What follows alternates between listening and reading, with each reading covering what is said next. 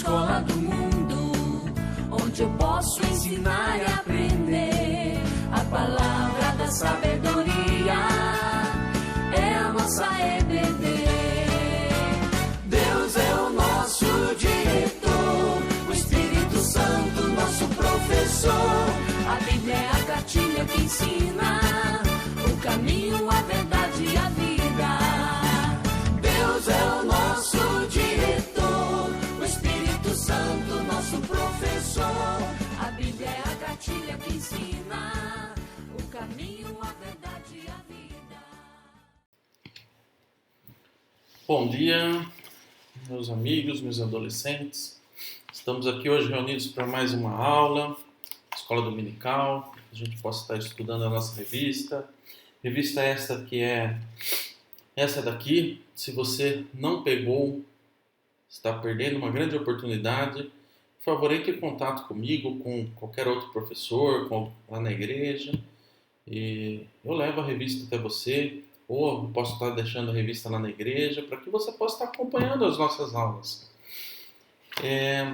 A revista é muito boa, trata das cartas de Paulo, né? Uma viagem pela história. E nessa viagem a gente tem 13 novas mensagens, que nada mais é do que as 13 cartas de Paulo, ok? E hoje a gente vai estar estudando a lição número 8. Lição número 8, o dom mais precioso. Tá? Lição passada, o professor Eduardo nos trouxe a lição número 7. E hoje juntos estaremos aprendendo juntos a lição número 8, o dom mais precioso, que aparece no seu rodapé, aqui. Antes da gente começar, vou convidar você a fechar os seus olhos para que juntos possamos estar orando. Ó Pai amado, te agradeço por essa oportunidade de estarmos aqui reunidos, mesmo que de forma virtual, mas reunidos para aprender um pouco da Tua Palavra e juntos estudarmos, ó Pai, o Teu Evangelho. Fala ao nosso coração, me usa, ó Pai, que eu seja apenas um instrumento da Tua vontade e da Tua Palavra, Pai. Atinge o coração de cada adolescente. É isso que eu te peço, já te agradeço, em nome de Jesus, amém. Bom, vamos estar estudando então aqui a nossa lição? Lição, então, como eu disse, a lição número 8, o dom mais precioso que o Senhor concedeu aos crentes. Tá? Mas qual é esse dom? Você sabe qual é esse dom? Então vamos juntos estar aprendendo aqui. Mente e coração. Nós temos recebido o Espírito do mundo, e sim, o Espírito que vem de Deus, para que conheçamos o que por Deus nos foi dado gratuitamente. 1 Coríntios 2:12. Se você não está com a sua Bíblia, pegue a sua Bíblia que nós vamos utilizá-la bastante hoje, tá? Você tem a sua Bíblia impressa, hoje você tem a facilidade de pausar o vídeo, você tem a facilidade de ter a Bíblia no celular, então pega a sua Bíblia para que a gente possa continuar o nosso estudo de hoje. E hoje a gente vai ler aqui na nossa instrução 3 textos, tá? 1 Coríntios, capítulo 3, versículo 1, 1 Coríntios 12 e Efésios 1, 13 e 14. Ok? Dá uma ampliadinha aqui. Daí eu acho que vai ficar bom. Aí. Então vamos acompanhar aqui. Texto base, então. Só lembrando, se você não está com a sua Bíblia, pega a sua Bíblia e juntos vamos estudar, então, essa lição que é muito importante. 1 Coríntios 3:1. Eu, porém, irmãos, não vos pude falar como a espirituais, e sim como a carnais, como a crianças em Cristo. Primeiro texto esse. O segundo texto que iremos ler também está em Coríntios. 1 Coríntios 12, 13.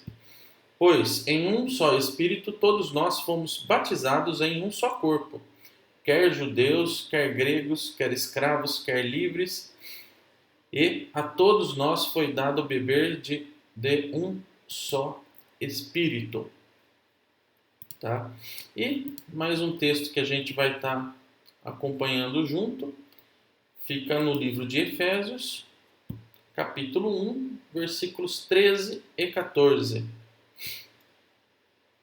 Em quem também vós, depois que ouvistes a palavra da verdade, o evangelho da vossa salvação, tendo nele também crido, fostes selados com o Espírito Santo, com o Santo Espírito da promessa, o qual é o penhor da nossa herança até o resgate da sua propriedade, em louvor da sua glória. Maravilha. Então vamos estar entendendo um pouquinho dessa nossa lição de hoje, ok? Vamos estar vendo o contexto. O que se passava na época que Paulo escreveu esse texto? Primeiro, a obra do Consolador ela é realizada por um ser pessoal. Tá? O Antigo Testamento ele revela muito a respeito da atividade do Espírito na criação. Então, esse Consolador, que é um ser bem pessoal, que a gente está falando, nada mais é do que o Espírito Santo. E lá na criação, já houve a revelação de poder com relação a ele, né? Porém, no Novo Testamento, isso veio a ser revelado de uma forma clara, como o Espírito, como uma distinta pessoa da divindade, ele era coigual com o Pai e com o Filho. Sabemos da Trindade, que todos eles coexistem, todos eles são um, né? Porém, eles têm pessoas distintas, eles são distintos. Cada um tem a sua característica. E do Espírito se diz que ele fala, ele ensina, ele testemunha, ele esquadrinha, ele quer e ele intercede por nós. Tá? Então, continuando aqui a nossa lição. Primeiro tópico, a obra da iluminação. Diante de tudo isso que a gente conseguiu ler juntos, dos 3 textos de Coríntios, 2 textos e 1 de Efésios, a gente viu que a gente vai estar falando do Espírito Santo, ok? E o primeiro tópico dessa lição aqui, a obra da iluminação. Vamos lá. Uma das coisas que o Espírito Santo faz na vida dos cristãos é iluminar. Como assim iluminar, né? A iluminação do Espírito significa não que ele está com uma lanterna clareando, mas sim que ele está capacitando as mentes das pessoas, de você, de mim, nós, pecadores, caídos, a entender as coisas de Deus. Ok? Isso está bem específico no texto de 1 Coríntios 2, 9 a 12. Sempre quando aparecer nos nossos textos uma referência bíblica, quando a gente não ler aqui, pause o vídeo, estude essa lição, vá lá, leia o texto. É importante para que você consiga entender o que a gente está aqui aprendendo, o que eu estou trazendo para vocês, mas vocês conseguem depois verificar tudo isso na palavra, na Bíblia, ok? Continuando, notem que Paulo não está falando do paraíso ou algum outro tesouro celestial, mas do próprio Evangelho de Cristo. Então, o que nós vamos fazer agora? Vamos abrir a nossa Bíblia em 1 Coríntios para que a gente possa ler no capítulo 2, os versículos de 9 a 12. Mas, como está escrito, nem olhos viram, nem ouvidos ouviram, nem jamais penetrou em coração humano o que Deus tem preparado para aqueles que os amam. Mas Deus revelou pelo Espírito, porque o Espírito a todas as coisas perscruta, até mesmo as profundezas de Deus. Porque qual dos homens sabe as coisas do homem, senão o seu próprio Espírito que nele está? Assim também as coisas de Deus, ninguém as conhece, senão o Espírito de Deus. Ora, nós não temos recebido o Espírito do mundo, e sim o Espírito que vem de Deus, para que conheçamos o que por Deus nos foi dado gratuitamente. Ok? Então, notem que Paulo não está falando de algum paraíso ou de algum outro tesouro, mas do próprio Evangelho de Cristo. Ok? Para a mente humana decaída, este Evangelho é inacessível. Tá? Esse Evangelho ele foi revelado pelo Espírito, como a gente conseguiu, como a gente verificou nos versículos 10 e 12. E o que diz os versículos 10 e 12 do texto que nós lemos? Mas Deus nolo revelou pelo Espírito, porque o Espírito a todas as coisas perscruta, até mesmo as profundezas de Deus. Versículo 12. Ora, nós não temos recebido o Espírito do mundo, e sim o Espírito que vem de Deus. Ok? Para que conheçamos o que por Deus nos foi dado gratuitamente. Bom, voltando aqui, esse Evangelho foi revelado pelo Espírito, como a gente pôde conferir nos versículos 10 e 12. O Espírito revela o que está na mente de Deus. Através do Espírito Santo, a gente tem conhecimento da mente que está da mente de Deus. Nós somos incapazes com as coisas de Deus. Totalmente incapazes. O que diz o versículo 14 do texto que a gente leu? Ora, o homem natural não aceita as coisas do Espírito de Deus porque lhes são loucura. Ele não pode entendê-las porque elas se discernem espiritualmente. Então o homem não consegue entender por quê? Porque é loucura. E elas se discernem de uma forma espiritual. Continuando.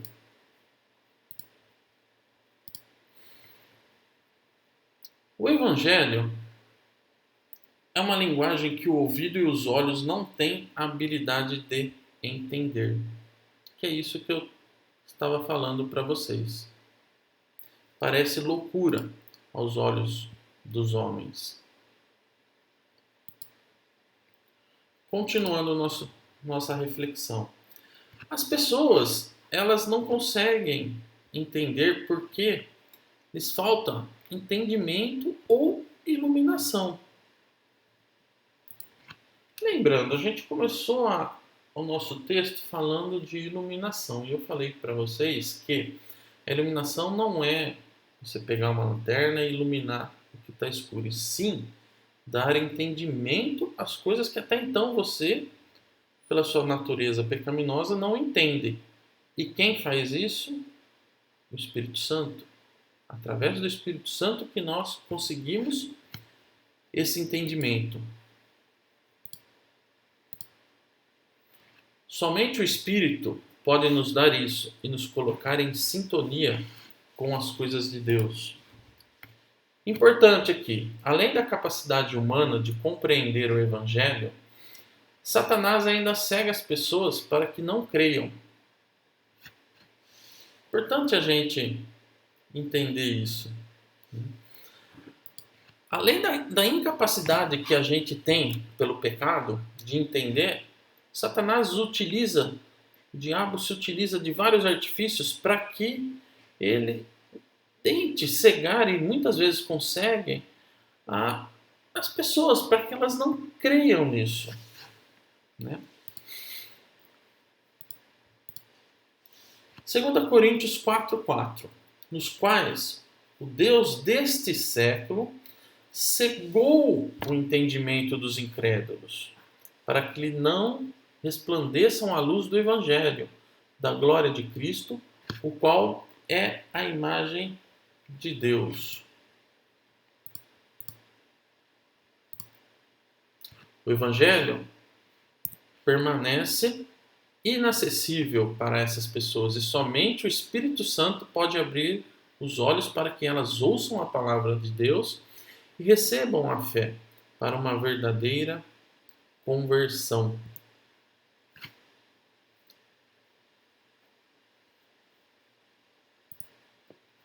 A gente pode ver que o Espírito Santo nos foi deixado, a gente, através das outras aulas, aprendeu isso.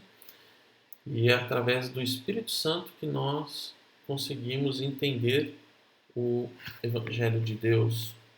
Porque pelo homem isso é loucura. Continuando. O batismo com o Espírito.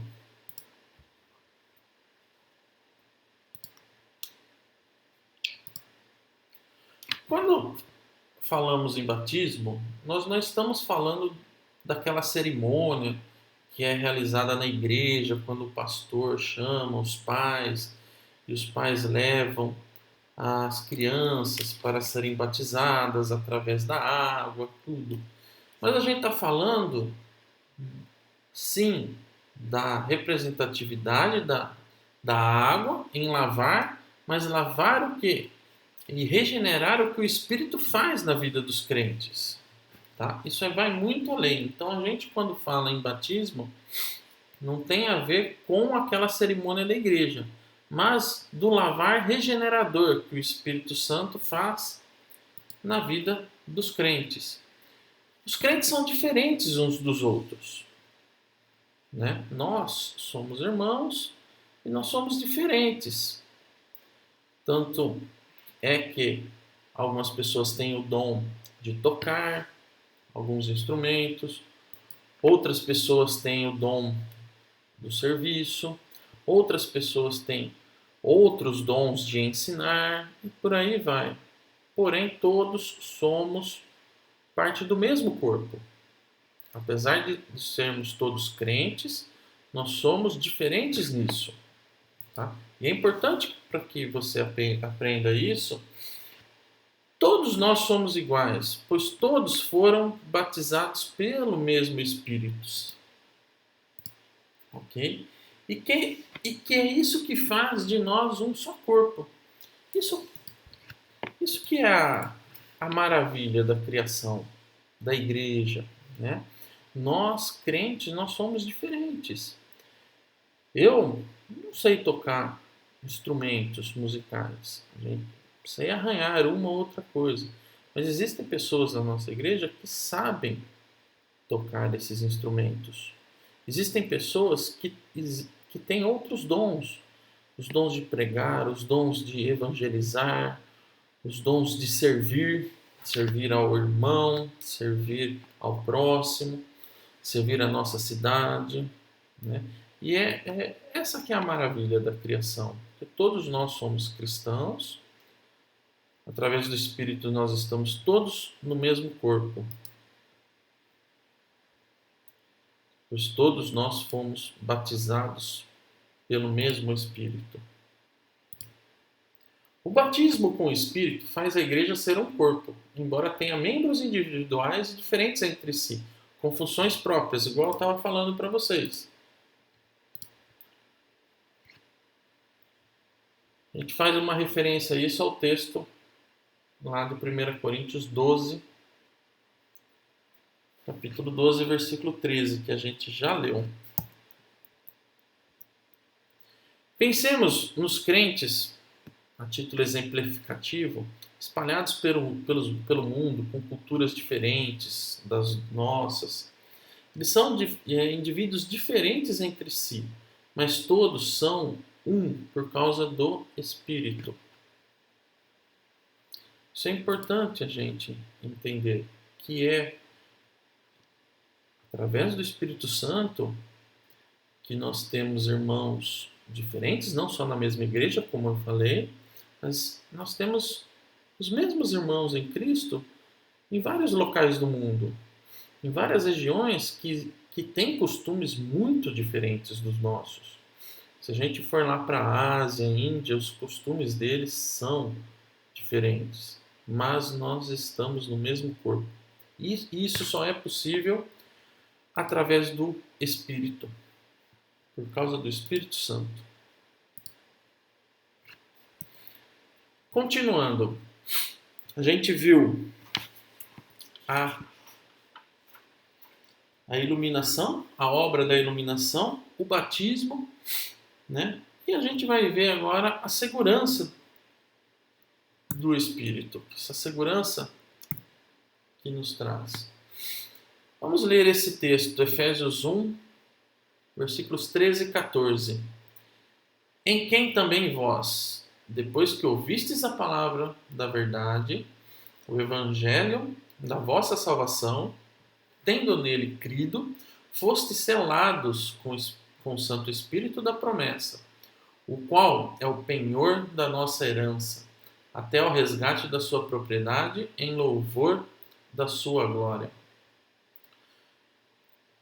Qual a segurança que nós temos de toda a obra do Espírito que é realizada em nós, a obra da salvação? Qual a segurança que é passada para nós? Isso é importante. Esse versículo diz muita coisa. Vamos juntos aqui aprender.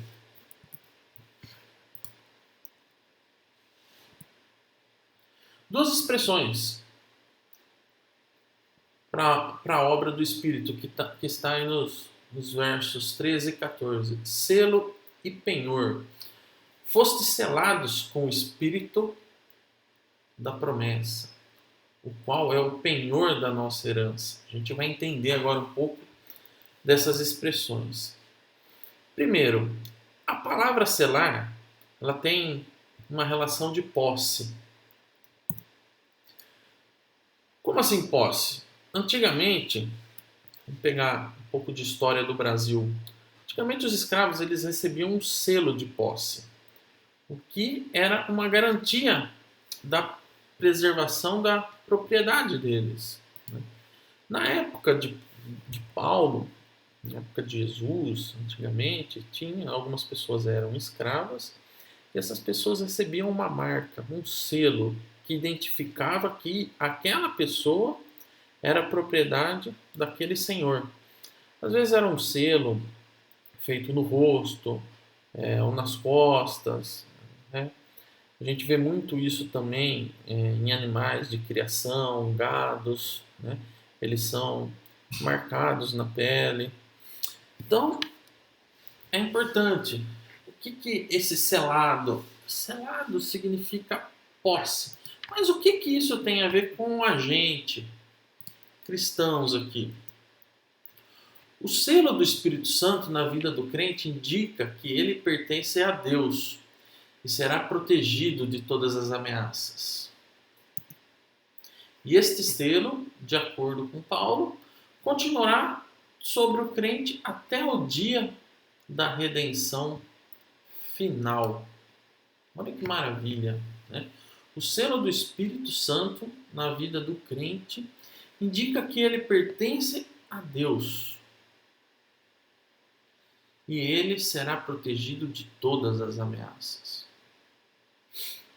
Né? E esse selo vai continuar sobre o crente até o dia da redenção final. Que maravilha! Continuando.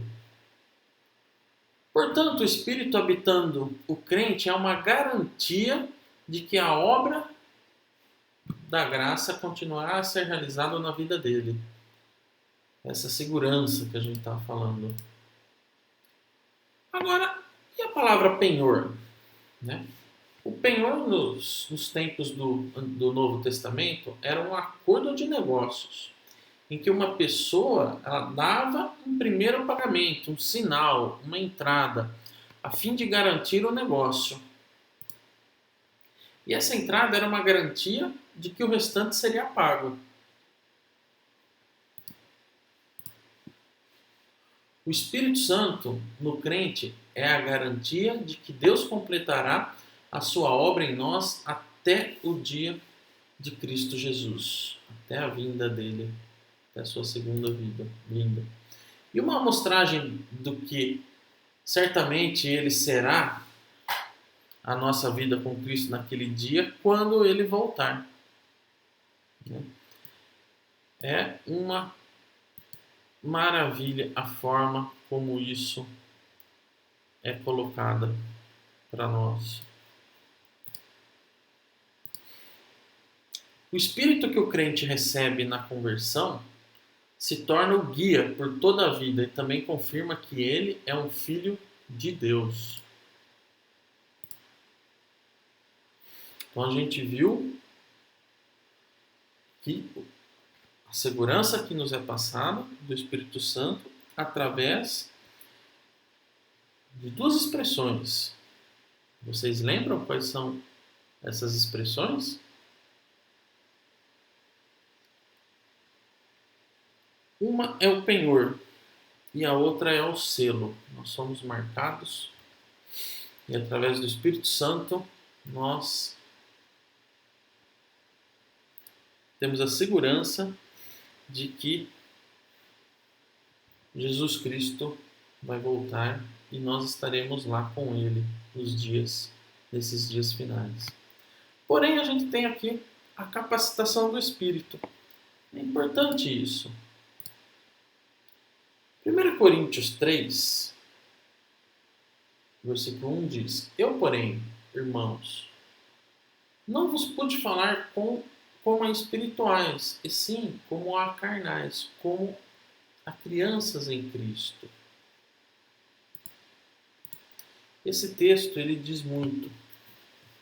O que diz esse texto? Eu, porém, irmãos, não vos pude falar como a espirituais, e sim como a carnais. Não nesse contexto da igreja de Corinto, quando Paulo foi fazer essa visita para eles, a igreja de Corinto ela tinha, como nós já vimos, vários membros. Esses membros, cada um desenvolve um papel, só que eles tinham alguns problemas. Essa igreja passava por alguns problemas. Okay? E esses problemas que eles passavam lá, eles se achavam as pessoas mais espertas que tinham naquela época, espiritualmente falando, né? E na verdade, como a gente pôde ler nesse versículo 1 do capítulo 3, Paulo não pôde falar com eles de uma forma como espirituais. Ele acabava falando como se fossem carnais, como se realmente eles não tivessem que eles tivessem se convertidos, mas eles pararam ali, né? É uma criança em Cristo. Eles não se capacitaram. Então Paulo não conseguia falar com eles como a espirituais. E Paulo, como eu disse para vocês, encontrou vários problemas dentro da igreja de Corinto. Divisão, orgulho espiritual, tolerância ao pecado e uso inadequado dos dons espirituais. A gente tem que tomar muito cuidado com isso, porque dentro da igreja existem essas divisões, existem essa tolerância ao pecado, né? A gente sabe que não existe pecadinho, pecadão, pecado é pecado, né? Às vezes você pensa que você está fazendo algo pequeno, mas não, você está pecando da mesma forma, né? E muitas divisões dentro do corpo de Cristo, dentro da igreja, né? Isso é muito triste, né?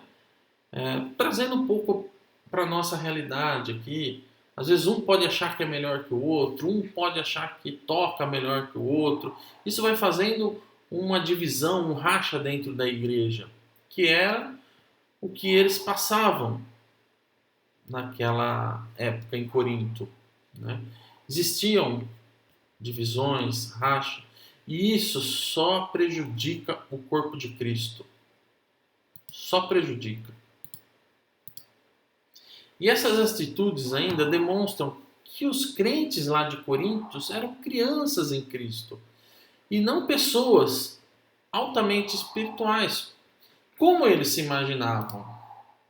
O espiritual é aquele que, pela plenitude do Espírito, experimenta o verdadeiro crescimento em fé, esperança e amor. Enquanto o carnal é aquele cujo reservatório quase sempre está muito baixo. Por isso que é importante a gente se capacitar, né? A gente se capacitar e experimentar o verdadeiro crescimento em fé, esperança, amor, né? Através da plenitude do Espírito. E se a gente não buscar essa capacitação, seremos sempre crianças, querendo leite. Não, uma criança, ela quando nasce, não adianta você dar para ela um cheeseburger com bacon, que todos nós gostamos. Não, realmente ela tem que se alimentar do leite. Mas ela cresce. Quando ela tem 10, 15, 20 anos, ela deixa de ser criança. E ela continua bebendo leite. Fica uma reflexão para vocês. Da mesma forma, nós, cristãos, temos que nos alimentar espiritualmente. Nós temos que crescer.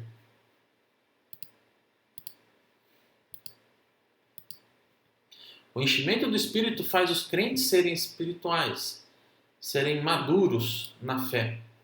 E a falta desse enchimento os torna presas fáceis do mundo, da carne e de Satanás. O sentido carnal aqui é o sentido de criança, ou seja, aquele que ainda não cresceu, como a gente estava falando.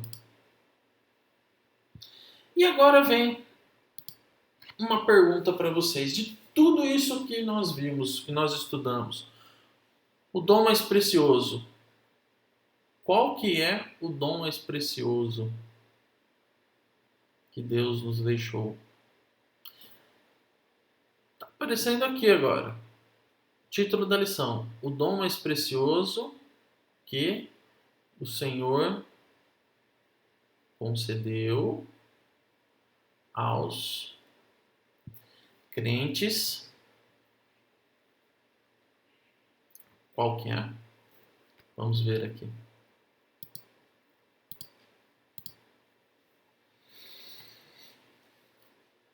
O Espírito Santo é o dom mais precioso que o Senhor concedeu aos cristãos. Experimentar a cada dia este soprar do Espírito, num testemunho de filiação de Deus, num ato de iluminação da vontade de Deus e no poder que faz com que as trevas cedam diante da igreja.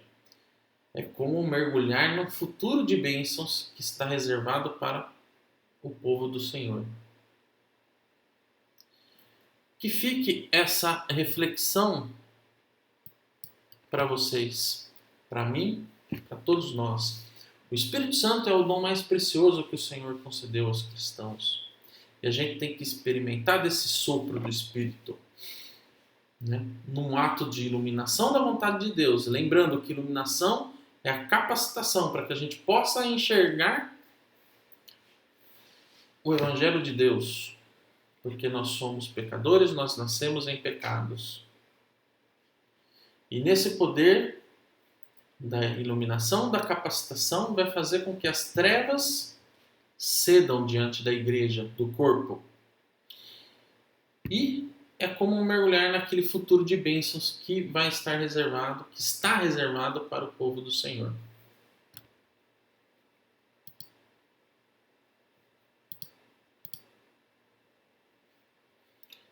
Acabamos aqui mais uma lição. Foi um prazer estar com vocês aqui. Aprender um pouco juntos, né, do Espírito Santo, para que a gente possa estar se capacitando cada vez mais como corpo, como os filhos de Deus. Que vocês tenham um ótimo domingo. Hoje é Dia das Mães, né? Acho que todos vocês vão estar, provavelmente, né, com as suas famílias, com as suas mães, com os parentes, às vezes mãe de um amigo, mãe da namorada, do namorado, enfim. Aproveitem o domingo, reflitam sobre tudo isso que nós estudamos e transmitam para os seus amigos. Um bom domingo a todos.